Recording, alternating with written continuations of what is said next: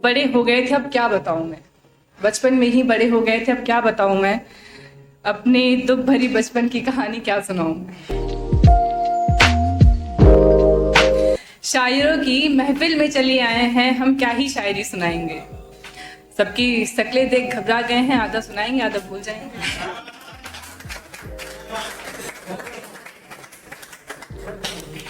ठीक है। वैसे ये मैं सुनाने वाली नहीं थी, पर सान्या ने बात की कुछ बचपन की, तो मुझे लगता है सबके बचपन की अपनी एक कहानी होगी, कुछ याद करने के लिए, कुछ अच्छे समय याद करने के लिए, पर सबके पास नहीं होती।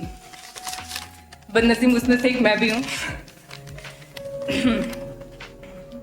हाँ तो बात चल रही थी बचपन की। हाँ तो बात चल रही थी बचपन की। मुझे क्या पता बचपना क्या होता है, जिद क्या होती है और कोई बच्चा क्यों रोता है।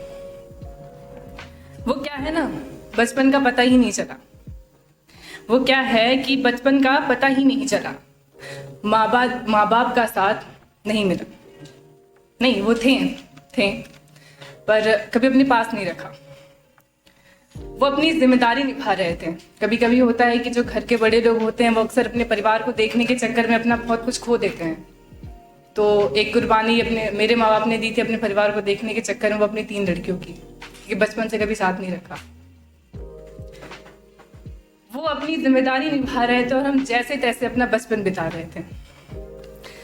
शायद घर की जिम्मेदारी ज्यादा जरूरी थी, शायद घर की जिम्मेदारी ज्यादा जरूरी थी। भेज दिया गैरों के पास, भेज दिया गैरों के पास, न जाने क्या मजबूरी थी।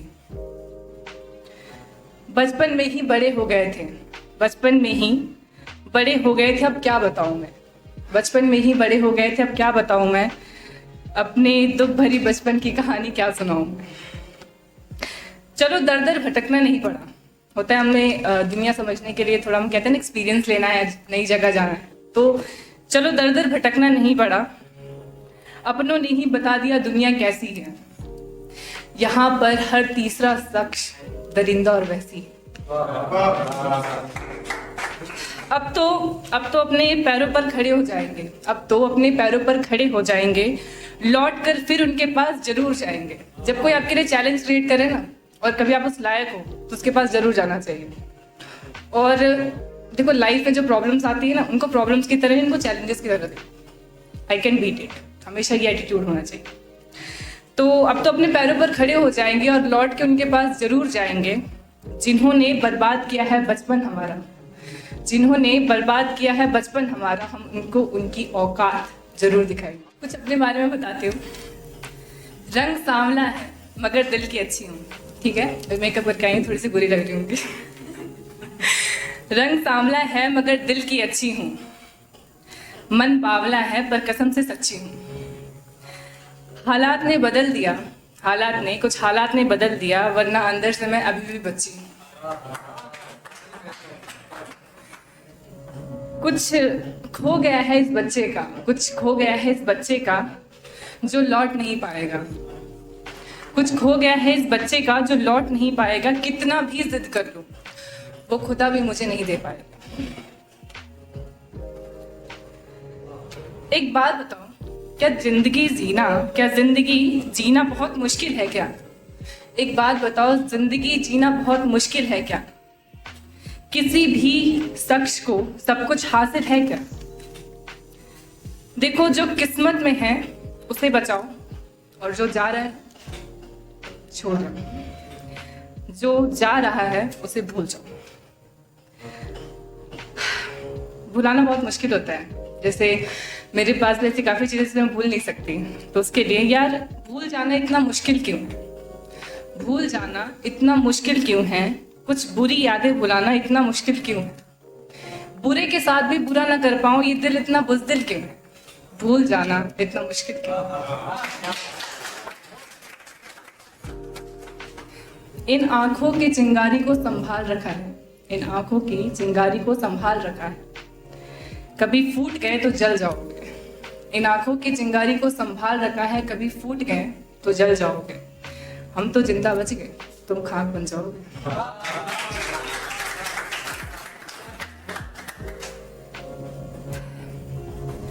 देखो, जिंदगी ऐसी है जो कुछ लोग काटते हैं, कुछ लोग जीते हैं।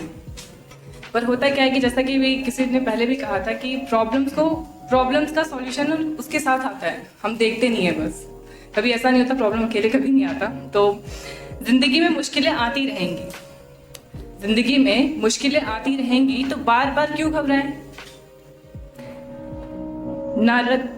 आओ उनका सामना करें, आओ उनका सामना करें और खुल के मुस्कुराएं। ना रख गुरूर अपने इस रूप पर, ना रख गुरूर अपने इस रूप पर, ना अपने इस शरीर पर। मिट्टी का खिलौना है, एक दिन खाक हो जाएगा। ना रख गुरूर अपने रूप का, अपना अपने शरीर का, ये सब कुछ जल जाएगा। मिट्टी का बना खिलौना है और मिट्टी में मिल जाएगा। इस भीड़ में भी तन्हाई है, इस भीड़ में भी तन्हाई है। चेहरा हंसता हुआ है पर दिल पे मायूसी छाई है। और क्या सुनना चाहते हो? छोड़ा ना यार, आंखें भर रही है।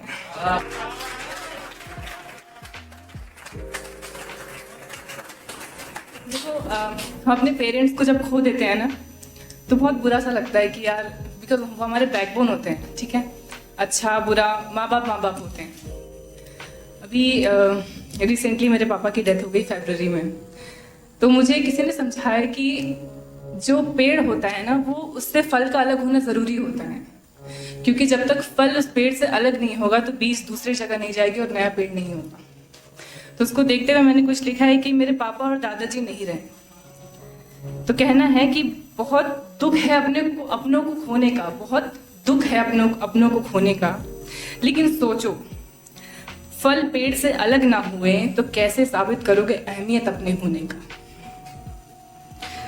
और बताइए, क्या सुनना पसंद करेंगे?